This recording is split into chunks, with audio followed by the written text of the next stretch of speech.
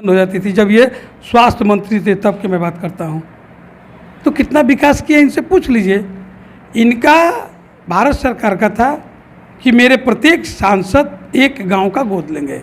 जाके पूछिए बाबा से कि बाबा 9 साल हो गया, 9 साल में कौन कौन से गांव को गोद लिए थे और कौन कौन सा गांव स्मार्ट गांव बन गया। जब से आरजेडी की सरकार आई है तब से जो है दलितों पर अत्याचार बढ़ा है, इसमें क्या कहना चाहेंगे आप?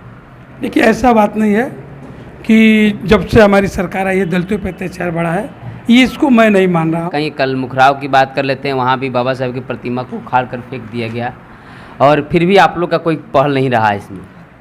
देखिए, मुखराव की घटना को हम लोग भी देखे हैं और उस घटना पे सर।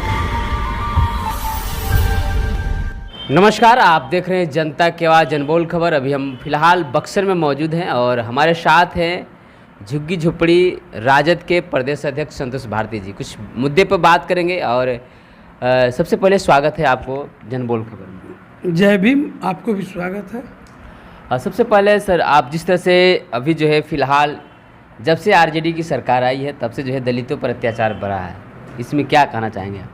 देखिए, ऐसा बात नहीं है कि जब से हमारी सरकार आई है दलितों पर अत्याचार बढ़ा है, ये इसको मैं नहीं मान रहा हूँ। हाँ, एक तो छोटी मोटी घटनाएं हो जाती है वो अलग बात है, लेकिन अत्याचार नहीं बढ़ा है ना। बहुत सारे ऐसे जो है यादव समाज के लोग हैं दलितों पे इतना अत्याचार कर रहे हैं। देखिए, किसी एक जाति पे हम नहीं बात करना चाहता हूँ।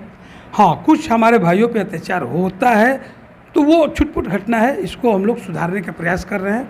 और जो भी दलित पे अत्याचार करेगा उसको सरकार बख्शेगी नहीं, चाहे वो किसी जाति का हो। एक लाइन में, यह सरकार सामाजिक न्याय और सुशासन की सरकार है। चाहे कोई भी अपराधी हो, कितना हो बड़ा हो, किसी जाति का हो, वो अगर अपराध करता है तो उसको हम बख्शने वाले नहीं हैं। अभी फ़िलहाल में देख लिया जाए कि बिहार में प्रतिदिन बाबा साहब की कहीं ना कहीं प्रतिमा तोड़ी जा रहा है। फ़िलहाल लगातार ये 4 दिन से लगातार हम लोग खबरें चला रहे हैं। कहीं ना कहीं कल मुखराव की बात कर लेते हैं, वहाँ भी बाबा साहब की प्रतिमा को उखाड़ कर फेंक दिया गया और फिर भी आप लोग का कोई पहल नहीं रहा इसमें। देखिए, मुखराव की घटना को हम लोग भी देखे हैं और उस घटना पे सरकार बिल्कुल तत्पर है। 15 लोगों की अरेस्टिंग हो चुकी है। हमारी बात वहाँ के सीओ साहब से हुई है और हमारे जो राष्ट्रीय जनता दल के जिला अध्यक्ष हैं उनके साथ वहाँ के जिला पदाधिकारी महोदय से बात हुई है। बाबा साहब की मूर्ति को तोड़ा गया है, यह घटना निंदनीय है, लेकिन जो तोड़े हैं उनको सज़ा मिलेगी। वो जेल के सलाखों के पीछे हैं और जो लोग बचे हुए वो भी जाएंगे जेल में। अभी तक तो ऐसा नहीं हुआ है। बहुत सारे ऐसे प्रतिमा तोड़ी की, बक्सर की बात कर लेते हैं, बाबा साहब की जब उंगली तोड़ी गई तो कोई कार्रवाई नहीं होगा प्रशासन की तरफ से, नहीं वहाँ सीसीटीवी कैमरा आज तक भी नहीं लगा हुआ है। देखिए, जहाँ अननोन हो जाएगा, अब कोई बाबा साहब की मूर्ति को, प्रतिमा को तोड़ के भाग जाए तो कैसे होगा? भागने की बात है, ठीक है सर, भागने की बात की बात वही मैं बात कर रहा हूँ। खीरी मुखराव की जो घटना है, लोगों ने सामूहिक रूप से गुटबाजी करके तोड़ा है। वहाँ 15 लोग जेल गए। आप गुटबाजी करके क्षति नहीं कर सकते हैं और चोर चुहैर तो करके चला गया तो कौन पकड़ेगा उसको? हम लगे हुए हैं, सरकार लगी हुई है कि जो दोषी होगा उसको सज़ा मिलेगी। सीसीटीवी के कैमरे की बात बक्सर के है तो बक्सर में हम कई बार कह चुके हैं और हमको जहाँ तक अपना व्यक्तिगत नॉलेज है और हमारे पदाधिकारियों से बात होने से जैसा लग रहा है कि सीसीटीवी कैमरा लगेगा अम्बेडकर चौक पे। अभी फ़िलहाल बात कर लेते हैं, पूरे अब 2024 का चुनाव है और पूरे बक्सर के जो सांसद हैं अश्विनी चौबे बाबा, जो कि अभी अपना पूरा लेखा जोखा का हिसाब किताब हर चौक चौराहे पे लगा दिए। क्या लगता है आपको कि कितना उनके तरफ से विकास हुआ है इस बक्सर संसदीय क्षेत्र में? अब आप भी तो बक्सर संसदीय क्षेत्र के हैं, आपको भी लगना चाहिए, आपको भी दिखाई देता होगा कि अश्विनी चौबे जी कितना विकास किए हैं। ठीक है, एक ही एम्बुलेंस के 3-3 बार उद्घाटन करते थे। आज एम्बुलेंस का उद्घाटन होता था, दूसरे दिन बंद हो जाती थी। जब ये स्वास्थ्य मंत्री थे तब की मैं बात करता हूँ। तो कितना विकास किया इनसे पूछ लीजिए। इनका भारत सरकार का था कि मेरे प्रत्येक सांसद एक गांव का गोद लेंगे। जाके पूछिए बाबा से कि बाबा 9 साल हो गया, 9 साल में कौन कौन से गांव को गोद लिए थे और कौन कौन सा गांव स्मार्ट गांव बन गया। प्रधानमंत्री जी कहे थे कि मैं स्मार्ट शहर बनाऊंगा। बता दीजिए भारत में कितने स्मार्ट शहर बन गए? इनको बताना चाहिए ना कि पटना बन गया स्मार्ट शहर, दिल्ली बन गया, मुजफ्फरपुर बन गया, शहर का नाम देना चाहिए। सिर्फ कह दिए कि स्मार्ट शहर बना दिए 600, कहाँ से बन गया भाई, बताइए नाम। आप आरजेडी वालों को बस विकास नहीं दिखता है। अरे विकास होगा तब न दिखेगा भैया। लगातार आप आरोप लगा रहे हैं कि अश्विनी चौबे बाबा जो है कोई कार्य नहीं किए हैं, और कितना 100 करोड़ का जो घोटाला हुआ है एम्बुलेंस का। देखिए बाबा को बताना चाहिए, जो आज पेपर में हम देखे हैं कि 1600 करोड़ का एम्बुलेंस घोटाला हुआ है, तो बाबा को बताना चाहिए कि किसके शासनकाल में हुआ है, कब हुआ है और कौन घोटाला किया है।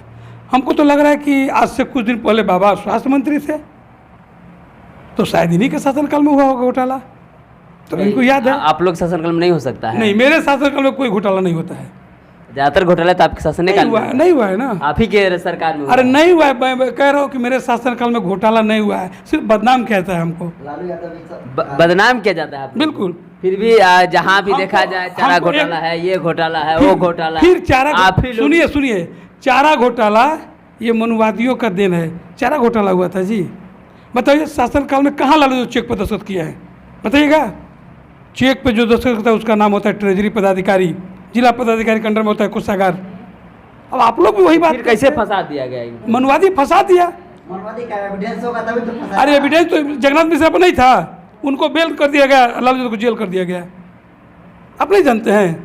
तो इस तरह का जो है रवैया चल रहा है, और अभी भी जो है आप जो है सांसद जब गरीब का बेटा आगे बढ़ता है तो ये मनुवादी लोग किसी न किसी तरह उसको केस में फंसा देते हैं या हत्या कराते हैं।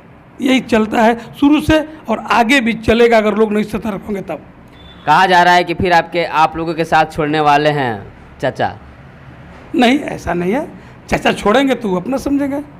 हम तो सबको लेकर चाहते हैं कि 24 का चुनाव हम लड़ें, और भारत से प्रधानमंत्री जो नरेंद्र मोदी हैं, जो रिकॉर्ड गिनीज बुक में इनका नाम लिखा जाएगा झूठ बोलने में, और मीडिया के सामने आप लोग जानते ही हैं सिर्फ मन के बात करते हैं, जनता के दिल के बात नहीं सुनते हैं। इनको जनता के दिल के बात को सुनना चाहिए। मन के बात तो 100 कुछ सुन ले हम लोग। अरे हम लोग का भी सुनिए, गैस सिलेंडर 400 450 का था, 1300 हो गया, मेरा भी तो सुनिए। क्या लगता है महंगाई बढ़ा हुआ है आप लोग की नज़र से? देखिए यही प्रधानमंत्री जी हैं जब कहते थे कि ये यूपीए के सरकार के लोग महंगाई का म नहीं बोलना चाहते हैं। मैं पूछ रहा हूँ कि जब 450 का सिलेंडर था तो आपको महंगाई दिखाई दे रहा था, उस समय महंगाई डाइन हो गई थी, और आज जो 1350 1200 का है, आज क्या महंगाई आपकी वो क्या लगती है? अब दूसरा शब्द ठीक है, वो जिस समय डाइन थी तो इसमें प्रेमी आपके नहीं हो गए जी। गरीब जनता मर रहा है, दाल नहीं मिल रहा है, रोटी नहीं मिल रहा है, और आप कहते हैं कि महंगाई नहीं। फिर भी जो है जनता 56 इंच के सीने पर भरोसा करती है और उन्हीं को वोट देती है। अगर 56 इंच का सीना होता ना तो चीन जो है आपके सीमा में घुस कर नहीं मकान बनाता। जाइए वहाँ 56 इंच का सीना दिखाइए, वहाँ गरीब को सिर्फ झूठ बोलने के लिए 56 इंच का सीना है। दिखाइए बॉर्डर पे सीमा आपका 56 इंच का सीना, जाइए चीन पे। अभी जो आप लोग किनको सपोर्ट कर रहे हैं प्रधानमंत्री बनने के लिए? बिहार का बेटा कोई बन जाए तो इसके से अधिक खुशी हमको कुछ नहीं होगा। बिहार का बेटा प्रधानमंत्री इस बार बन जाए तो। क्या लगता है कि नीतीश कुमार के लोग सपोर्ट करेंगे? समय के अनुसार करेंगे, नहीं करेंगे तो कोई दूसरा बनेगा, लेकिन भाजपा के लोग नहीं बने, भाजपा के लोग नहीं बने, भाजपा की सरकार नहीं बने, इसके लिए किसी को भी सपोर्ट करना होगा, हम लोग कर देंगे। अभी लगातार जो है जिस तरह से बातें आ रही है कि कहीं ना कहीं पूरे बिहार में जो है एक जिस तरह से जो है अभी बीजेपी अलग है, और फिर से अगर पलटी मारते हैं चाचा तो फिर आरजेडी को अकेले झेलना पड़ेगा, और आरजेडी जो है पूरे नीचे चली जाएगी। हम 17 साल से विपक्ष में रहे हैं, ठीक है, और हम काम करते हैं, हम सामाजिक न्याय की बात करते हैं, हम सामाजिक न्याय के लोगों के साथ खड़े रहते हैं, इसलिए हमें अपने लोगों पर विश्वास है, बिहार के लोगों पर विश्वास है। लगातार हम आपको मिलवाने का काम कर रहे थे, और एक सवाल होगा आपसे कि अभी जो है लगातार अभी हम बात कर लेते हैं कि दलितों की आप लोग बात करते हैं, और प्रदेश अध्यक्ष आप झोपड़ी के हैं, लेकिन अभी भी जो है बहुत सारे ऐसे जगह है जहाँ पे अभी भी जो है रहने के लिए लोगों को जगह नहीं है, घर नहीं है। भारत के वर्तमान प्रधानमंत्री जी ने कहा था कि 2022 में पूरे भारत में एक भी झोपड़ी नहीं रहेगा, और सभी झोपड़ी को मैं पक्का मकान बना दूंगा। मैं प्रधानमंत्री से निवेदन के साथ पूछना चाहता हूँ कि क्या आपने इस अपने वादों को पूरा कर दिया? भारत में एक भी झोपड़ी नहीं है। तो हम तो काम कर रहे हैं, हम काम करेंगे, लेकिन हम झूठा वादा नहीं करेंगे। 22 बीत गया और प्रधानमंत्री से पूछ लीजिए कि भारत में भी कितनी झोपड़ियाँ हैं। अभी लाखों लाख झोपड़ियाँ हैं। लाखों रोड आपको रेलवे ट्रैक के सामने मिल जाएंगे, लाखों रोड नदी के तट पे मिल जाएंगे, लाखों लोग तालाब और पोखर के किनारे मिल जाएंगे जो झोपड़ी में रहते हैं। और हमारी सरकार जो है, राष्ट्रीय जनता दल की जो पार्टी है, वो उनके काम करने के लिए हमको प्रदेश अध्यक्ष बनाई है, झुग्गी झोपड़ी में काम करने के लिए। है क्या किसी पार्टी में इस तरह का कोई संगठन? काम करते हैं आप? अब काम तो करते हैं, हम अपने लोगों के लिए काम करते हैं। हम झुग्गी झोपड़ी में जाते हैं, उनके दुख और सुख को सुनते हैं। चलिए, बहुत बहुत धन्यवाद। अभी लगातार आप सुन रहे थे प्रदेश अध्यक्ष झुग्गी झोपड़ी के संतोष भारती जी थे, जिन्होंने अपने बातों को रखा कि वाकई इस देश में क्या चल रहा है, और पूरे बक्सर का भी हम आपको पूरा विश्लेषण दिखा। आप लगातार बने रहे और देखते रहे।